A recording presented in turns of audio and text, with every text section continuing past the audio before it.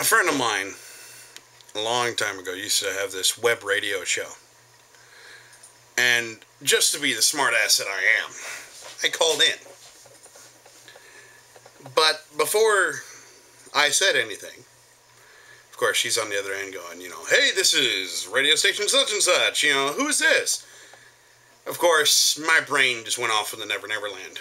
And I had to go, you have an important message from the governor. Okay, now bear in mind, I'm from California. If you don't know who the governor of California is, or used to be, or, the Gropinator, he has a problem with boobs. But, it was Arnold Schwarzenegger. So, of course, I had to go off that. So, I sat there in my friend's bathroom at her house and went, you have an important message from the governor. Thank you for letting me call.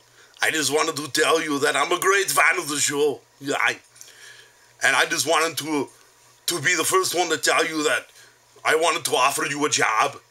I wanted to offer you a job to be the mayor of Peanutopia, where all the towels look like giant penises and the cars look like little testicles. And this is what I called in as. And for the longest time, she had no idea it was me that called in. She had no idea. She didn't know who it was. Would you stop laughing at me? My wife's over there trying not to have the laughter come in on the videotape. And she's over there laughing.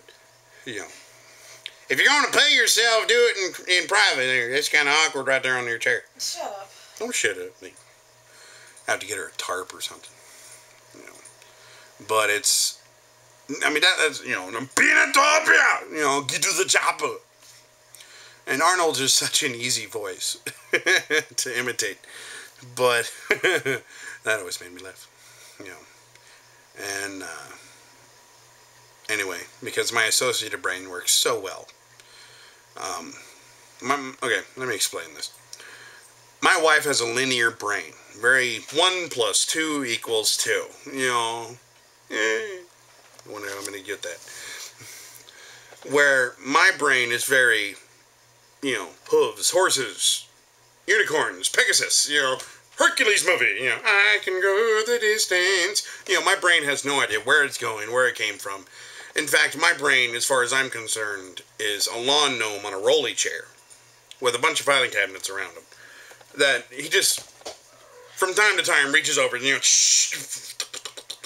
pulls out a file and see what happens, Where my wife is, definitely math-based, very logic-based, very this, goes to this, carry the 3, And it's very interesting. Anyway, but as due to my associative brain, I started thinking of other bigger stars, harder voices to imitate, like Sean Connery.